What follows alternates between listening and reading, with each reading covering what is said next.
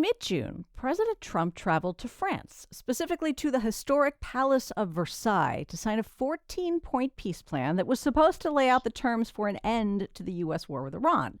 Since then, fighting has resumed on both sides, and even many Republicans are openly questioning whether that is necessary or productive. From KERA in Dallas, this is Think. I'm Chris Boyd.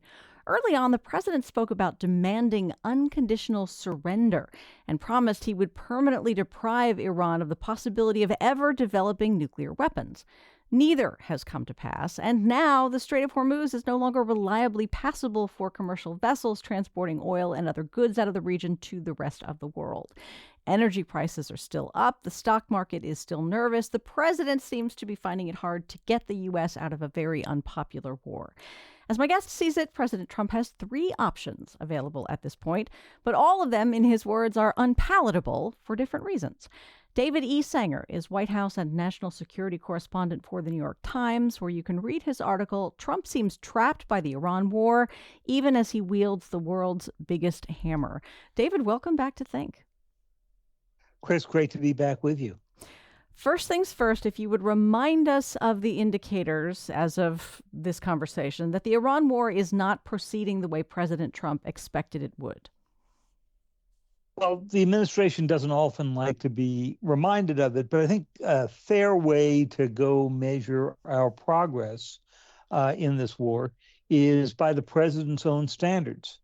The objectives for the war that he laid out on an evening of February 28th, when he opened what he thought was going to be a conflict that would last, I think they were saying 5 or 6 weeks. We will, at the end of this month, be marking 6 months. At that time, he said that he wanted to forever end Iran's nuclear program. He wasn't satisfied with the fact that the attack the U.S.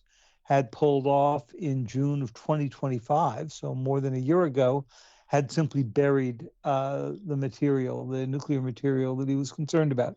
He said he wanted to end their missile program. He said that the people of Iran who had been rising up in protests in January that were put down quite brutally by the regime should stay in their homes, wait for the fighting to be over, and then rise up and take over their government. So he was openly calling for regime change. And he had a handful of other objectives. I think it's fair to say that none of those have been achieved. The nuclear fuel is buried exactly where it was when the war started. The U.S. has not made any military effort to get at it. The missile program, which Secretary Pete Hegseth, had said had been devastated, still seems to be able to attack states around the Gulf. The president has backed away from his call for the people of Iran to rise up, saying they had no weapons, was not practical, they'd end up getting slaughtered. At various moments, he has said that he thinks the new regime is reasonable, and at other moments, he's threatened to attack them again.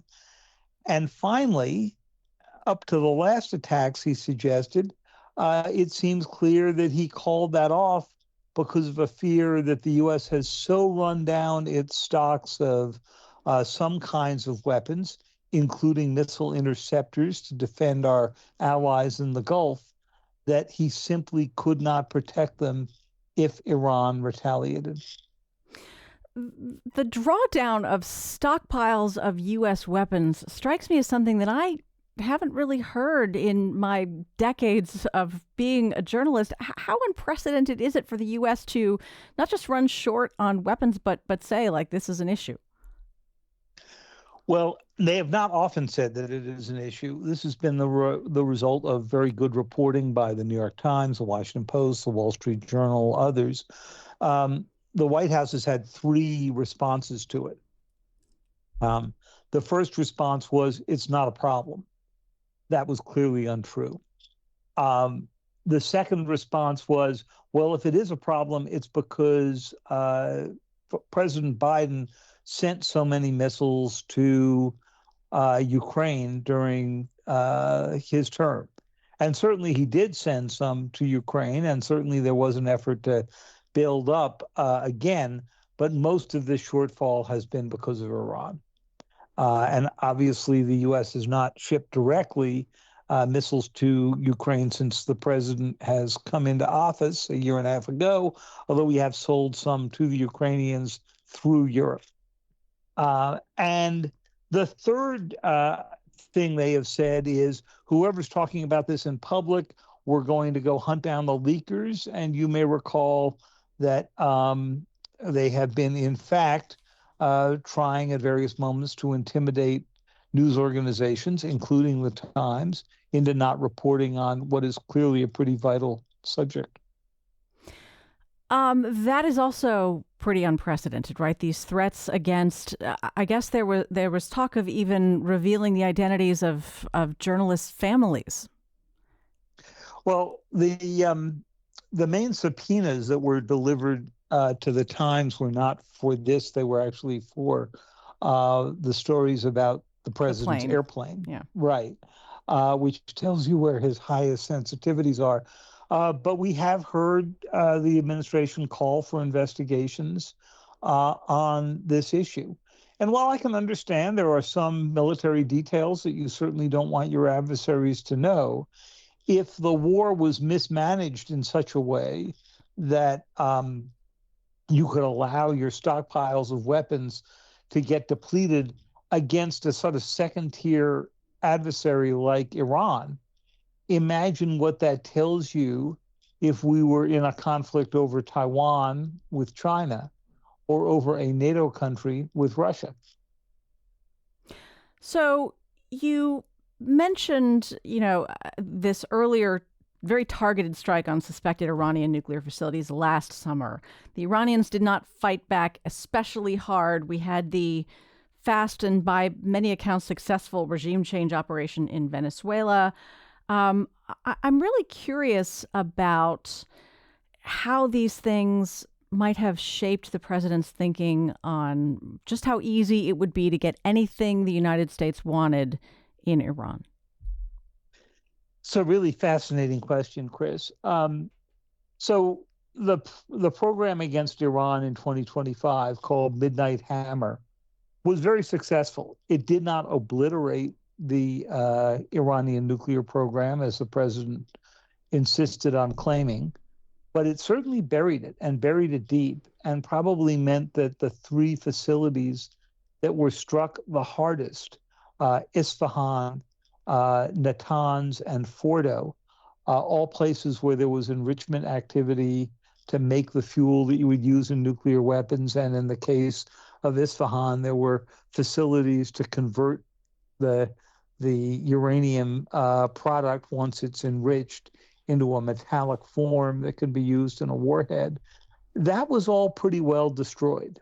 And while it's possible that the Iranians could go and try to dig it out and use it again, and certainly they've hidden away some centrifuges to be able to do further enrichment, everybody's been watching these sites like a hawk, and there is no evidence that they have gotten a hold of the nuclear material.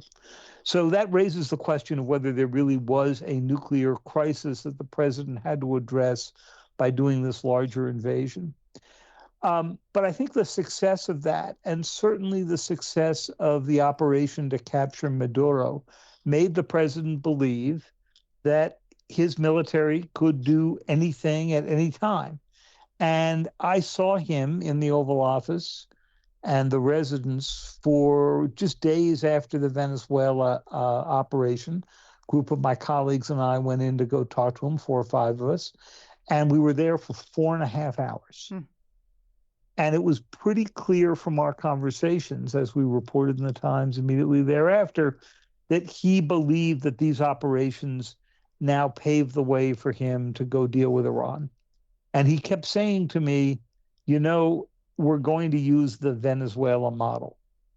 Well, if you spent much time studying Iran, it doesn't take much to conclude that there's not much similarity between Venezuela and Iran. Venezuela is in population less than a fourth of the size. It's obviously a relatively small island. Iran is huge and spread out. Iran has been a viable state in some form or another within those borders, a Persian state for thousands of years. The president thought he was going to overturn this with ease. It seemed pretty clear to the rest of us that he would not. And then, of course, there was the fascinating question of why they left open and undefended the Strait of Hormuz. It's not a secret that Iran could shut down the strait. It hadn't happened in the nearly 5 decades since the Iranian Revolution in 1979. But that doesn't mean it hadn't been war gamed and warned against and all that. And of course, that's exactly what the Iranians did. And it's fascinating that for all of our firepower, for all of our capabilities, the geography just runs against us and we cannot get that strait opened. It's really extraordinary that this all seems to be under the control of Iran and Oman at this moment. I mean, how could anyone helping plan out the president's desired attacks have warned him that this might be a possibility? We are quite certain that people did warn him, up to and including Dan Kane, the chairman of the Joint Chiefs of Staff. But all of the reporting we have done so far indicates that the president believed that the war would be so short, days or weeks, that he really wouldn't have to worry about it.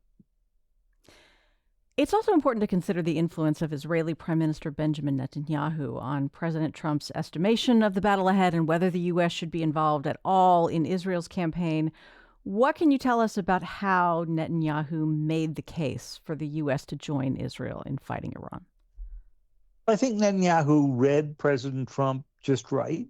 He knew that the president would be inclined to try to take out the Iranian regime if he thought it would be short and relatively bloodless, at least for Americans and Israelis.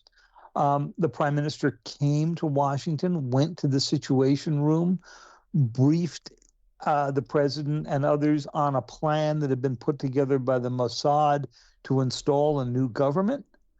Astoundingly, one run by former President Ahmadinejad, who was a renowned anti-Israel, anti-Semitic former president of Iran, who the Mossad had nurtured along since he has been left out of current governments.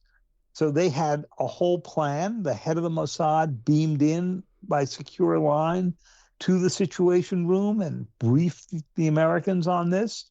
And the president appears to have bought this as a viable option.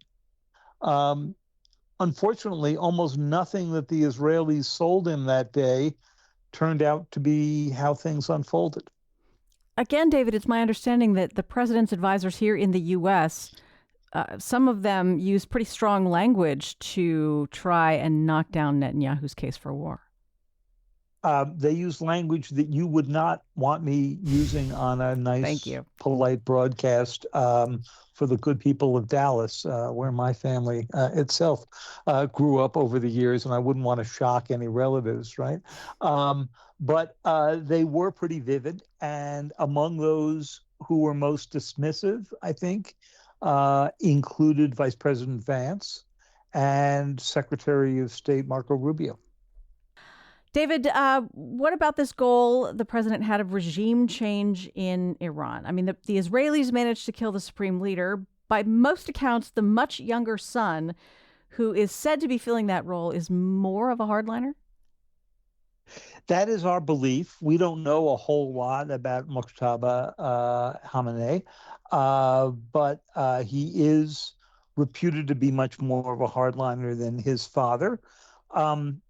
We haven't heard his voice or seen him since he took over. He was reported to be very badly injured in the same attack that killed his father and Mojtaba's wife, and we believe some of his children.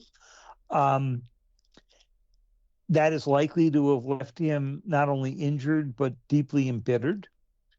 And we also have not seen any evidence that he shares his father's determination that Iran should not build a nuclear weapon.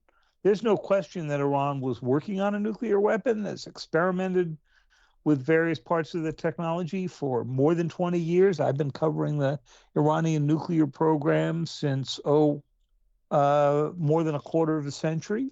Um, but his father was said to have issued a fatwa against actually possessing a nuclear weapon. We think the government was moving right up to the edge, but not going over that. We do not know that his son would repeat that. We suspect he probably would not. And there is always the risk, if the president just packs up and leaves here without achieving his objectives, that the Iranian conclusion from the events since that last night in February is that they need a nuclear weapon more than ever. That the United States would not have attacked had Iran already had a nuclear weapon. And it is interesting, if you think back to the first term, Chris, who was it that President Trump tried to do diplomacy with, said he would fully disarm of nuclear weapons? It was the North Koreans and their leader, Kim Jong un. He met Kim Jong un 3 times, which was remarkable. We'd never had a president before who had agreed to meet the North Korean leader. But at the end of that process, the North Koreans went back to building more nuclear weapons than ever and are now assessed to have 60 or more, including some that likely can reach the United States.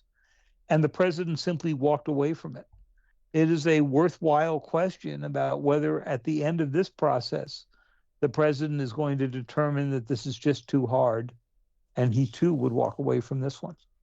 Well, let's talk about that. In this one article, you cited 3 possibilities. Walking away is option 3 in your list. Declare victory, call everybody home, whether there is victory or not. This could be done regardless of the actual situation on the ground? Well, look, the president is known for taking bad situations, declaring that he has changed the world forever, and moving on. He's pretty good at this. What I said in that article is that he has, as you say, 3 big options, of which picking up and leaving is one. The 3 options are basically military escalation, a big economic crackdown, which I think is what he's been talking about in recent days, or declaring this victory and getting out. And every one of those options has been debated in recent times with Vice President Vance, Pete Hegseth, Dan Kane, who I mentioned before, his son-in-law, Jared Kushner, his special envoy, Steve Witkoff. But each one, I would say, is deeply unpalatable for very different reasons. If you want, we can just run through the 3 very quickly if you want. That's why you're here. I'd love that. Thank you. Okay, great. So he could go all in on the war, right? He has held off. He does not want to have ground troops. He has not wanted to occupy oil facilities. He hasn't wanted to go in and seize the nuclear material because his biggest concern is we would take a lot of casualties. And what he loved about Operation Midnight Hammer, that bombing attack last year on the Iranian nuclear facilities, and what he loved about the Venezuela operation is they were over in a night and they were casualty free for the United States. So the big concern is if he goes in and goes in big, as we've heard him threaten many times, including 2 weeks ago, that the price could be really high, that he could have huge civilian casualties and mass starvation among the Iranians, and that he could have very significant American casualties. That's particularly hard given the depletion of the stockpiles of missile interceptors that we discussed. And if he did, in fact, go and do that, and if it didn't work out well, what sign does that send to Xi Jinping and to Vladimir Putin? So the second option is just let the sanctions sink in, hope that the further crackdowns on oil exports enforced by a new blockade, which he's now imposed, would strangle Iran. But the Iranians have been under sanctions for years, and they are master sanctions evaders. And it's not at all clear that that would work, or that the president would be able to sort of sit it out because the Iranians, having closed off the strait, have now a way to sanction us, Hmm. which is to raise gas prices. And they're acutely aware of the fact that there's an election coming up in just a few months. And then that third option that we discussed, declare victory and go home, might be a little bit of a hard case to make. David, is there any reason to believe Iran might never have claimed dominion over the Strait of Hormuz absent these U.S. and Israeli attacks? Well, they didn't for 47 years prior to this, right? They may have said in theory it's ours, but they let it run as an international waterway. And as recently as June, we heard Secretary Rubio tell the Congress that the only acceptable outcome here is restoring the kind of free trade that existed prior to the war. Now, I don't see a plan for getting to that. For the past 2 weeks, since that article has appeared, the president held back on a major attack that he had threatened and said, we're right on the verge of a deal. And the deal he had in mind was something between Iran and Oman, which is just across the strait, that would send ships up into the Gulf on the Iranian side, send them back out of the Gulf on the Omani side. The U.S., meanwhile, would work with others on demining the main channel, which right now is full of mines, or at least we believe it is, and work their way toward a negotiated reopening. But that just hasn't happened. And I think what's going on here now is that more hardliners who oppose any deal inside the Iranian system have said, let's just make the president suffer with these high prices a bit longer, see how he does in the election. How hard are the hits that Iran has sustained under attack by the U.S. and Israel? Like, how long can the country hold out before its own people, want to wave the white flag? What its own people want to do is a really fascinating question because obviously many of them detest their own regime for very good reasons. It's been brutal. It's kidnapped people off the streets. It's thrown dissidents in Evin prison, thrown Americans in Evin prison. It's executed people who it believes are a threat. But the fact of the matter is that the people do not have the arms to go deal with this. And the Islamic Revolutionary Guard Corps does have those arms. And so I think the president wisely, if belatedly, came to the conclusion that while it sounds good to call for people to go rise up against their government, if you're inviting them to go and step in and get slaughtered, you're not really doing them a big favor. You noted at the time this article came out that President Trump had been asked whether strikes on civilian infrastructure like bridges or power plants would constitute a war crime. At the time, he chose not to answer. Is that still the case? He hasn't really said whether this is something he would countenance. He doesn't like this question. I've asked it to him at various moments. It's come up many times since. The laws of war are pretty well established. There are lots of gray areas. If you cut off the bridges, as he threatened to do, that lead down to the ports, yes, you are cutting off routes that the Islamic Revolutionary Guard Corps can use to move its missiles, to move its forces, to threaten the United States. You're also cutting off food and water. He has at various moments threatened to strike desalinization plants. When the Iranians hit a desalinization plant in the Gulf, hitting one of their Gulf Arab neighbors, lots of people rushed to say this was a war crime. And by most definitions, I think it was. But the president does not want to have similar rules apply to him.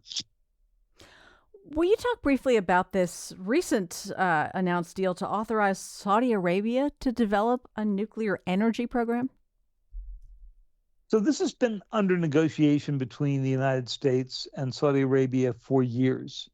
It's an idea that actually got generated in Trump 1, was built upon by the Biden administration. They wanted to do it as part of a package in which Saudi Arabia would recognize Israel, and Israel would in turn recognize the need for the creation of a Palestinian state. And the US would then help Saudi Arabia diversify its energy supplies by helping it build nuclear plants. But the hangup became twofold. First, on the nuclear plants, there was an argument between the US and Saudi Arabia about whether or not Saudi Arabia could enrich its own uranium. And the US was concerned at a moment that we're telling the Iranians they cannot. Starting up such a program with the Saudis seemed to, stretch the system a little bit. But the Saudis were insistent on that. The second problem was after the October 7 terrorist attacks and the loss of more than 1,000 Israeli lives, it seemed very hard to get the Saudis to agree to recognize Israel or for Israel to recognize a Palestinian state. So the Trump administration, when it came back in, separated out this nuclear negotiation from all these other issues and signed a deal that was signed by the energy secretary with his Saudi counterpart that would have allowed this US cooperation.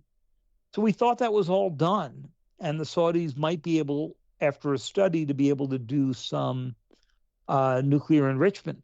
But the day after it was signed, the president went out and undercut the deal his own energy secretary had just signed and said it'll only happen if they recognize Israel and that they can't enrich.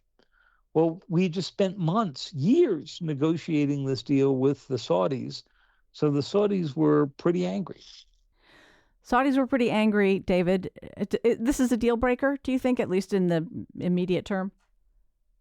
Well, the deal would have to be sent to Congress under the law. Whenever you export nuclear technology, Congress gets a chance to review it. And the president simply has not sent it there, in part because to review it would be also to make public the text. And when you do make public the text, you will discover that the president had agreed to a system in which the Saudis would get to enrich uranium. And then he declared they could never go do that. The Saudis have just remained dead silent on this since the president came out. They refused to say a word, and I think they're just sort of waiting it out for the end of his term. I want to ask you about something. You mentioned that you're in pretty frequent contact with the president. He knows who you are. I mean, he is famously not fond of journalists, and yet absolutely, it's lifeblood for him to be interviewed and quoted and that sort of thing. Something fascinating that I learned years ago is that people in your position sometimes quote like a high-ranking source in the White House, and it's based on a conversation you have had with the president. Can you tell us anything about that? Well, we try not to do many off-the-record or background conversations with the president himself. Sometimes there's no choice. Sometimes you're using a background conversation to negotiate a bigger interview. An on-the-record interview. Sometimes his aides will be there, and the aides are on background and so forth. But the interesting thing about the president, and I think you have to give him credit for this, is he speaks on the record a lot. Sometimes he contradicts himself. Sometimes he contradicts things he said just the day before. But he does speak. And look, you may recall there's video of this coming back on Air Force One from China. He was so upset by a series of news analyses I had written about his failure to achieve his objectives that he started saying, well, I sank their Navy, I wiped out their Air Force, all of which is true, but it wasn't what his political objectives were for Iran. And then he said, what you're writing is treasonous. A few weeks later, I was in London, packing up, getting ready to come home. The president called. It was actually on his birthday. And we had a complete on-the-record conversation about how enthused he was about the Iran deal, which, as you mentioned at the beginning of the show, he had just been about to sign. And we talked on the record about that for probably 45 minutes. with no reference to the previous conversation. Hmm. So he is willing to get out there. He cares about what the press says about him. For all that you hear that how he dismisses the establishment press and calls us fake news and so forth, he understands the role of the New York Times and other major media in the American system, and he talks. Have you learned to be able to tell the difference between him saying something that will quickly change and him saying something that is likely to stick? Sometimes you need to challenge him. In that conversation that we had on the record, uh, he argued that during the deal that President Obama signed in 2015, he said Iran he could enrich uranium to whatever level it wants and would build a nuclear weapon within 2 or 3 years. And I said, I knew that agreement page by page. I had covered it for years. It sharply limited the level at which they could enrich. And they didn't build a bomb. So, I mean, you have to sometimes just sort of deal with them on the set of facts that are right in front of you. David, a few minutes ago, you mentioned that the elder Khamenei, who was killed by the Israelis, was not in favor of Iran actually developing its nuclear program so that it had a weapon. You're not certain about the younger Khamenei so much. Why would the elder have not wanted a nuclear weapon? Was this because of the JCPOA or some other reason? No, I think it went back prior to that. And by the way, he is said to have issued this fatwa against building a nuclear weapon. We never saw a text of it. I don't think he talked about it publicly. Aides of his did for a long time. There are a lot of people who say, yeah, right, you issue the fatwa, you go ahead and build the bomb, or that, others were out there. But I think he recognized that if Iran had a nuclear weapon, the country was an immediate target for destruction by the Israelis, by the United States. And that more valuable to him than that was to have what's called a threshold weapon, which is to say you've got all the component parts and the world knows that you could screw it together very quickly. And that was more valuable. And that's a different path than the one the North Koreans took. I mentioned this earlier. The North Koreans just went all out and just built their weapons. And I think it's very possible that when this all dies down, the Iranians will gather together, the Iranian leadership, and ask the question, why did the United States attack Iran and ignore North Korea? And I think the answer, in addition to the factor of the Israelis and the region of the world, is that everybody knew that the North Koreans could respond with a nuclear weapon. So it's hard to know what sets a country to go over the edge and actually join the nuclear club. Not many countries have. John F. Kennedy thought we would have dozens of nuclear states by 1970. Right now, we only have 9 nuclear armed states. But there is a sense, could be wrong, hope it's wrong, that we are on the verge of a new outbreak. I'll just tip my hand here and say, personally, I wish that nuclear weapons didn't exist, that no country had access to them, including our own. I realize many people don't feel that way. But, I'm curious. I mean, ultimately, given the state of the world today, whether it's morally right or wrong is one thing. It's not an irrational decision for a country like Iran to potentially pursue nuclear weapons. It is not. Israel has them. Obviously, there are other countries that have not declared themselves as nuclear states, starting with Israel, that have nuclear weapons. Pakistan and India have nuclear weapons and never signed the Nuclear Non-Proliferation Treaty. And they both did that because they felt particularly insecure about themselves. One of the big questions coming out of the Trump era is going to be whether other states now believe the United States would not be around to defend them and that they need them as well. You saw the Germans go talk to France after their new chancellor was inaugurated more than a year ago about whether the French nuclear umbrella could also cover Germany. It turns out the umbrella is not terribly big, and it's probably not a very practical suggestion. We know that South Korea has experimented in the past with nuclear weapons and had to be stopped by the United States decades ago. South Africa did the same. We've stopped Taiwan from building nuclear weapons. And the big issue is if you don't believe the American deterrent is out there, do you conclude that it's perfectly rational to go build your own? The president has been characterized as someone who prefers to do geopolitics based on relationships more than like shared national ideologies. So, given that, David, I am so curious about the fact that, there have been these uncovered Iranian assassination plot attempts on the life of President Trump. He's well aware of this. He's talked about it. We had the situation recently with the plane. I mean, how personal does this conflict feel to him, and how might that shape his orientation toward what needs to happen with this war? It's got to feel personal if you believe that the Iranians have sent out assassins at moments to go kill him. You may remember that there was an indictment of Iranians during the Biden administration by the Biden Justice Department of a plot to try to kill President Trump.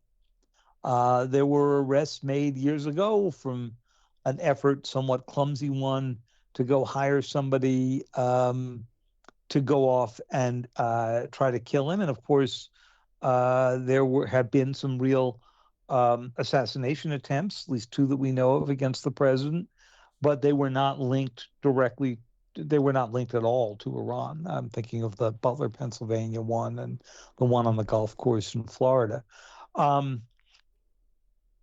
It's hard for us to be able to measure the severity of the threat he was under when he was leaving Turkey, but clearly the Secret Service was taking it seriously enough to go through this whole airplane deception that you've now read about. He would not be the first president to take these things personally. There was a lot of thinking during the war in Iraq that President Bush was motivated by the fact that Saddam Hussein was interested in killing President Bush's father, George H.W. Bush. So, we like to think that all these things are quiet and rational, but that's not the way human beings operate. God forbid if an Iranian plot to take out this or any president of the United States was successful. I mean, does the United States have any choice but to respond with like the full weight of ground troops? And how would we react in that situation? I wouldn't even want to think about it, but you're absolutely right. And I'm, what you're never sure of within the case of Iran is when you say the government's trying to do this, who is the government? I mean, Iran is run by competing factions, right. And those factions, sometimes are on the rise in one group, and they're, alleged pragmatists on the rise who are negotiating with the U.S. and people trying to undermine their agreements and so forth. But yes, if there ever was a successful or even a near successful attack on an American president by Iran or similar state, I would not want to see what the reaction would be. You weren't on that plane full of journalists leaving Turkey, the Air Force One, were you? I was not. I had just done the China trip. We tend to rotate these through, but our great photographer, Doug Mills, who travels with the president almost all the time, was in fact on the plane. Thankfully, everybody, on all three planes arrived safely to their destinations. But I'm curious about how your journalist colleagues feel about having been used, in this decoy vehicle with no option to get out and fly home commercial. Yeah, I mean, the no notice thing here is on the one hand understandable. They can't let this stuff leak. And on the other hand, it strikes me as pretty shocking that you would put civilians in that position of harm without their understanding that they were even under a specific threat. We have had other times that presidents have been sent on decoy missions. I'm thinking of President Clinton on that trip to Pakistan, where he walked to his plane, but then under it and got on a small plane. Mhm. But a very small pool of American reporters knew it. Everybody saw that he wasn't getting on his main plane. I'm not sure the Pakistani groups that they were worried about had seen it, but it was understood there. When President Bush would go to Iraq or Afghanistan, he would sometimes sneak out of the ranch at Crawford, but he always brought a couple of reporters with him, and the pool understood the risks. Joe Biden went into Ukraine with, again, a small pool of reporters, and they fully understood the risks. I'm not sure that this White House thought this one through yet fully. President Trump does seem, maybe he's no different from his colleagues here, but he's exquisitely sensitive to his own public image and popularity polling, to the extent that he has access to accurate information. What is your sense, David, of how he thinks the American people feel about how he is carrying out this war in Iran? Well, one of the things that's remarkable, Chris, about the polling about this war is that it is one of the very rare cases um, in which a war was deeply unpopular even as it started. Usually, Americans are enthused at the beginning of wars. Think Iraq, where the polling showed overwhelming support for President Bush soon after he launched that attack on Iraq. And then it dissipated, and the bottom really fell out of it after a number of years. But in this case, a war that was unpopular at the beginning has gotten deeply unpopular. The president just argues otherwise and says, no, no, no, the American people support me in this. Or he says, what do you want for Iran to get a nuclear weapon? As if the only way to disarm Iran was to go attack them in hopes of stopping the nuclear weapons program. In fact, the only thing that has stopped Iran for a period of time that we know of was the 2015 nuclear agreement, which seems to have been successful until President Trump abandoned it 3 years later in 2018. And then the Iranians, lifted of the restrictions of the agreement, resumed their nuclear work. You note that the president's sense that he may have backed himself into a corner with Iran is causing him to behave erratically. And I do have to ask, like, hasn't that always kind of been his signature move? What's different now? Well, one thing that's different is the stakes, right? I mean, we're in the middle of a war. The second thing that's different is American credibility. To have the president say, if you don't do this by a deadline this Friday night or this Saturday or whatever, there will be a massive attack, and then call off the attack later on, makes adversaries wonder about whether or not they need to take your threats seriously. And, one of the old rules of diplomacy is never make an empty threat that you're not willing to carry through, because if people get onto that, it's the end of your deterrent capability. I think that we have seen him move more from threats to praise of the Iranian regime to, okay, a deal is coming, to we're just going to rely on economic pressure, at more head spinning speed in recent times than we have seen in the past. If by some means the United States leaves the fight in Iran without having achieved the most important goals of, disarmament, what is the most likely outcome in the long term? Iran and Oman forever control the Strait of Hormuz, and Iran continues to get really close to or actually acquires nuclear weapons capability?